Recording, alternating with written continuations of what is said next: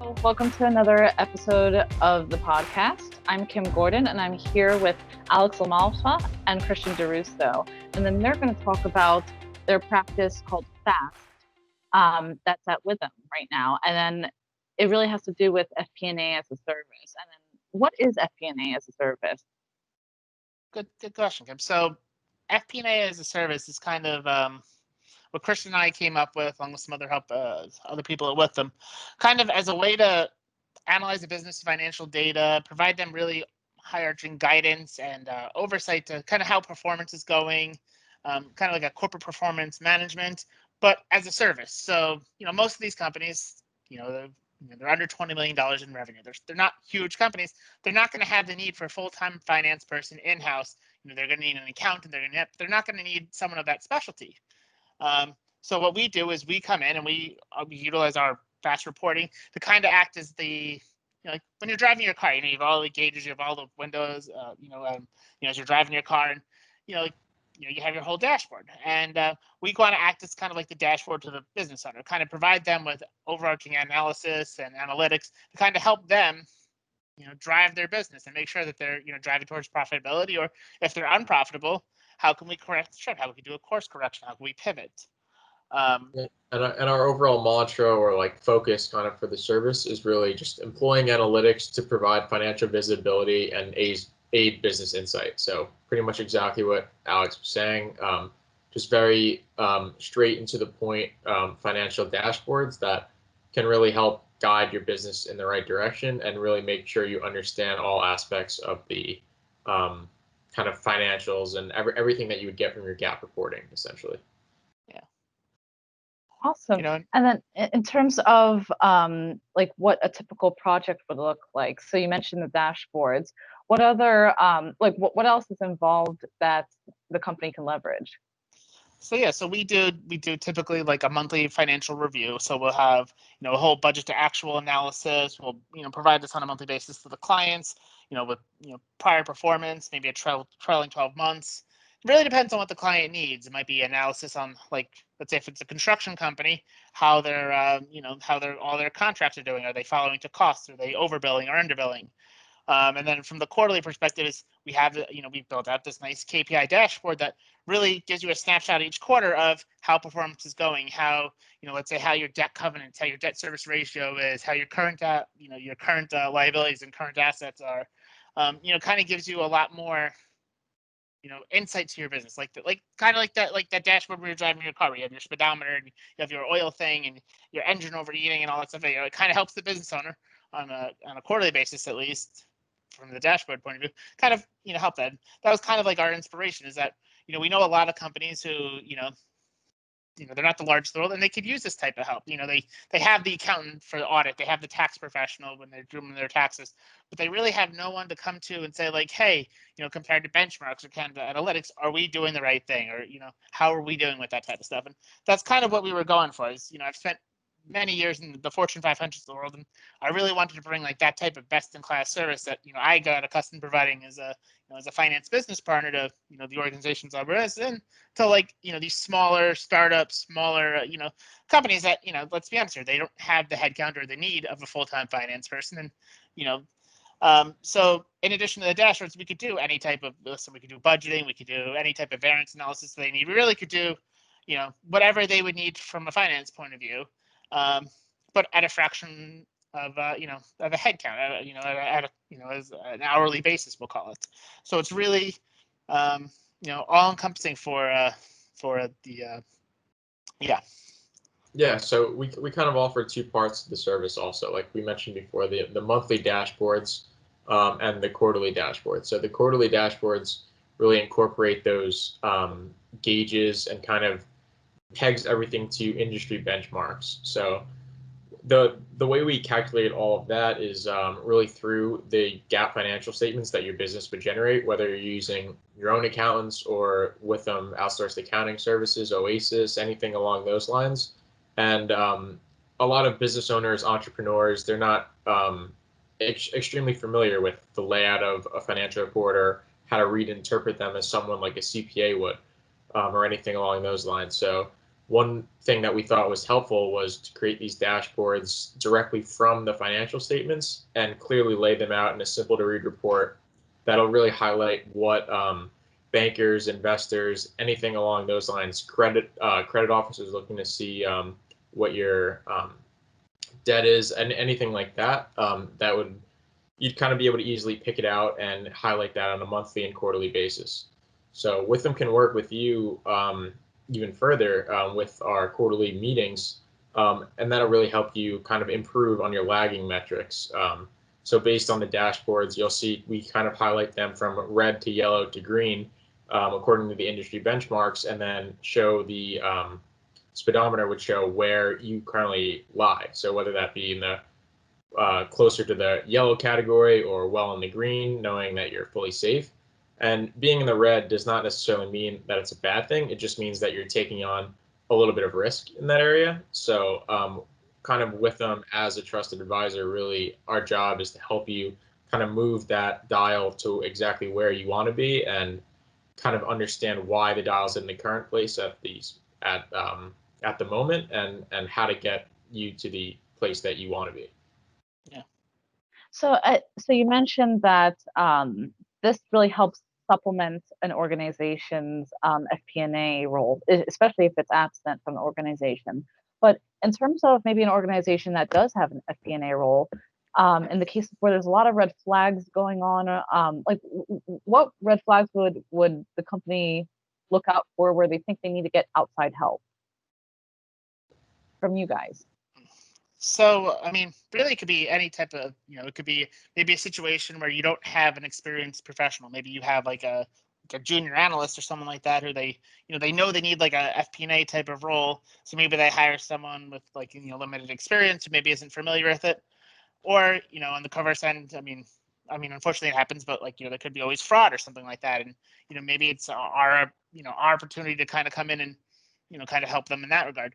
But it's really, we could also be leveraged to kind of use this tool to help build them up, because a lot of times, the company might be owned by a PE firm, and this guy, the sole, finance person might be, they might also be in charge of accounting. They might be in charge of other aspects of like, the books, and there's only so many hours in the day. And, PE firms, I mean, they're going to ask questions on how their investments going, and, a tool like this, they can leverage, and we could kind of point out like, hey, here are the big variances for the month, and, kind of prep them. So that way, like, when the PE firm calls and says, hey, why do you have a variance in A&P, or why do you have a employee cost variance or whatever, we kind of preempt them and prepare them to speak and give them, kind of build them up and, coach them up on how to handle these situations with, like that type of owner.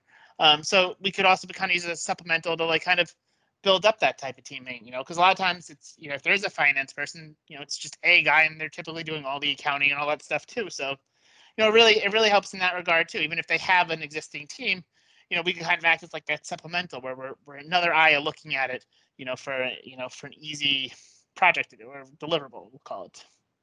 Yeah, and it doesn't necessarily need to be a customer that is. I mean, they can be if someone's like at risk financially or currently having financial visibility issues, so they're not able to run like the basic reports that they would need out of their current systems. But it could also be a company that doesn't really understand why their revenue is decreasing, or just had a transition of leadership, or experiencing rapid growth. Anything that would kind of make them feel uncomfortable with the current status of their financial health, or make them kind of have questions if they need help in terms of guidance.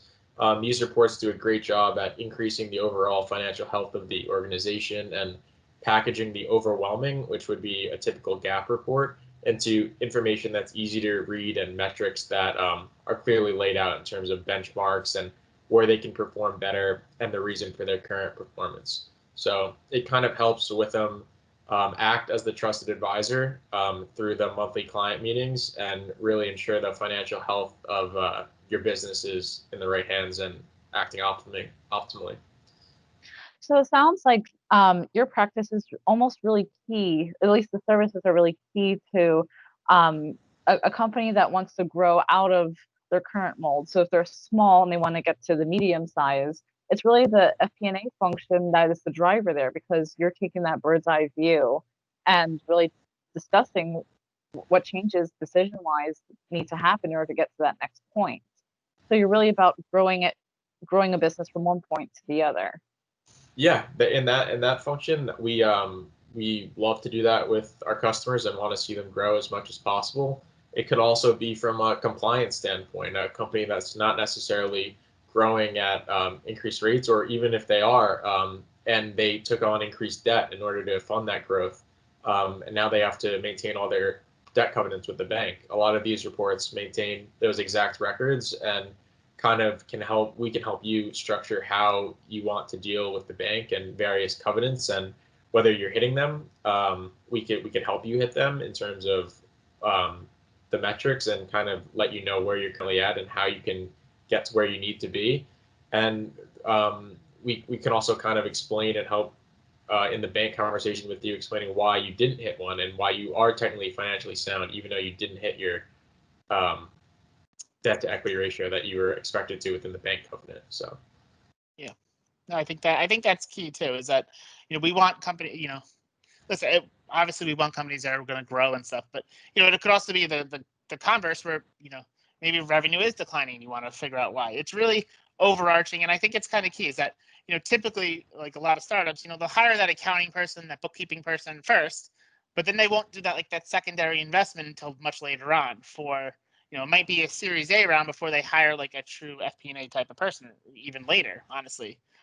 So bringing us in and helping them at that point, we really can act as that trusted advisor and help them, and help build that relationship with, whether it's like communication with a bank, or listen, when they're going through a VC due diligence or something like that, just being an additional source of analytics and support for clients with that. Because that's huge. That's a huge, our goal is to be that trusted advisor. It's to be that role. And, I look at my clients like I look at like my family. Like, they call, I pick up, and I, try to treat them as I treat, my own family. And honestly, I think, we pride ourselves in that, the customer service aspects of it. So I think that also, kind of is key. This also reminds me of our last conversation in a prior episode where we discussed spend management, and how it was a very underestimated component, much like the need for FP&A, especially in a startup that maybe is focused on just bookkeepers for now, or just regular accounting function. And then in terms of spend management, how does this come into play? Well, I mean, this is huge if you think about it. We, on a monthly basis, we're doing an analysis to say, like, hey, how are your budget to actuals? How are your budget to prior period? How are your budget to historicals? And that data is huge, because you could see, hey, you know what, why did I have a $20,000 increase in travel entertainment? Or, why were my Microsoft AWS costs, 50% over last year, whatnot.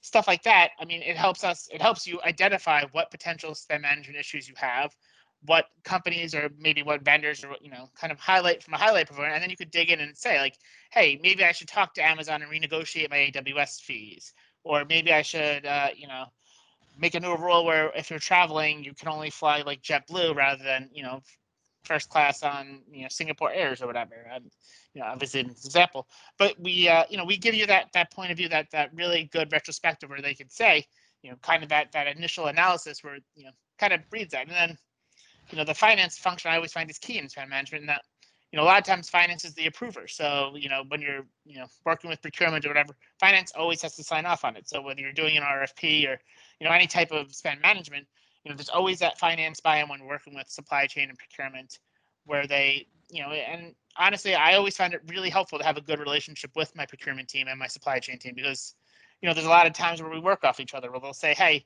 what do you think about this contract? What do you think about these terms? Or it could be something as simple as payment terms, where a vendor might say, if you pay us within 15 days, we'll take 3% off the cost of your invoice. Now, that might not seem a lot, but if you're placing a $3 million order, you know what, 3% adds up to quite a bit chunk of change as a discount. And from a finance point of view, that's the type of we like to have it. We like to talk and work with those teams, and not only help negotiate like savings, but be the drivers for that type of change too. Right. And when you have clients, I can imagine that you have clients of like they have different ways of tracking all their data. So it could be through a million Excel spreadsheets, maybe they're on QuickBooks, maybe they're on intact. So depending upon the systems, like how involved is the process to really go through that data and verify it, or is it on them to really cleanse it and verify it? Like where is what's the process for understanding if the data is accurate? Well, I think part of it is that we listen, we're not, well, we are accountants by trade. The function isn't to be like an auditor. It's not to, we have to kind of have some trust that our clients are, recording the debits as they should and recording the credits as they should, like that the baseline accounting is correct. A lot of times with these reports, when we're looking at the variances and we're analyzing everything, you can find if someone booked something completely wrong or whatever. It'll pop out. If you're reporting a credit the wrong way to the P&L, it's going to stick out like a sore thumb, especially if it's large enough. That being said, we do have to have some trust that that the books are in, the data is half decent, it's in, good shape, and just, kind of take it from there. I mean, obviously, we prefer cleaner data rather than very messy data. I mean, I think anyone would agree to that. But we do have to have a baseline of cleanliness where it has to be enough where hey, there's not going to be a crazy material misstatement or something like that, because you're only as good as your data. Yep. Right. So we could do the reports with less data, but then you have to have that conversation of, hey, we might not be the most accurate when it comes to the analysis. Exactly, and exactly what you just said. The accuracy of the report is going to depend on the accuracy of the data. So good data in, good reports out, bad data in, bad reports out. And even if you're struggling with your quality of data right now, that's also something that Withum could help you with in order to kind of get it through to this group to get your reports with the most accuracy and kind of get everything down. Like for example, the monthly report, just going from revenues down to net profits and calculating that on a year-to-date basis, as well as a year-to-date budgeted basis. So that'll kind of show the variances within your year-to-date actuals and your year-to-date budgeted actuals, and that'll even kind of help you identify some areas to dive further in there, whether your direct expenses have increased by X% over last year and you're not really sure why, or that could be your operating expenses or your taxes, something along those lines. So once we have the data visibility and data accuracy that we need, this report, even though it's not going in and looking at specific line items or trial balance lines, it'll really kind of help pull out aspects that you want to touch on and dive further into and give you that opportunity without really having to go through line by line or spend as much time as you would otherwise need to had you not had these simplified dashboards. Yeah. Right. And all the talk of data, it really just shows that the client also has to do some preparation to really meet the next step of having a good FP&A report, like you said, a good data in, good data out, or a good report out. So what prepping steps would you recommend for the client? So you mentioned that they have to make sure that their data quality is high. Like, how can they ensure that they're in a good place for your services by the time you come around? So I think there's kind of twofold. One is I like to typically have clients that have, listen, that they're not just using Excel, that we're using it at the very minimum like a QuickBooks or Xero, preferably, other systems like an Intact or, the Microsoft system, Dynamics, or even like a NetSuite. I like to know that we have some good data governance and not just like an Excel spreadsheet, because there's nothing less secure than an Excel spreadsheet when it comes to data governance. So that's definitely very important. And then it's a matter of having, just I guess having your books in enough of order, having that base bookkeeper, having that staff accountant or whatever it is, just making sure that to the best of their knowledge, hopefully the client has some type of audit or review or compilation requirement. Because I feel like that also kind of forces companies to make sure that they're keeping up with their accounting. Because one of the first things that I always find in a lot of startups is that accounting is one of the last things that they think about. Accounting and, dare I say, HR. They focus on whatever the product is, building the minimum viable product or whatever.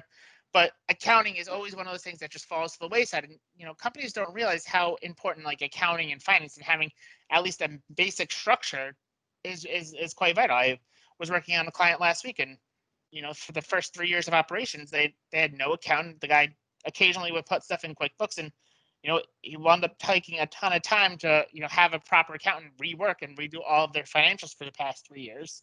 And if he just hired a basic bookkeeper from the beginning, even if an outsourced provider or whatnot, they would have really mitigated a lot of issues.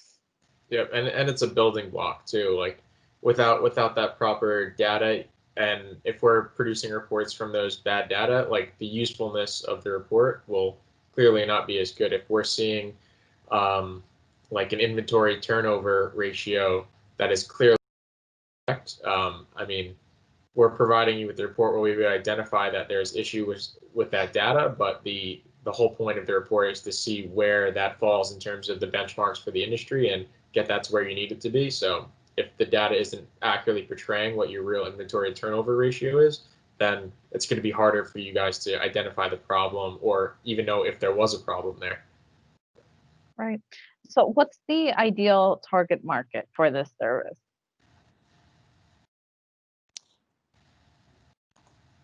Really, I mean, really as long as they have basic accounting, and listen, and they don't typically have a finance, like an FP&A person in-house, although that doesn't actually preclude us from doing any work. Really, like any client under, let's say, a $50 million revenue range would probably be perfect.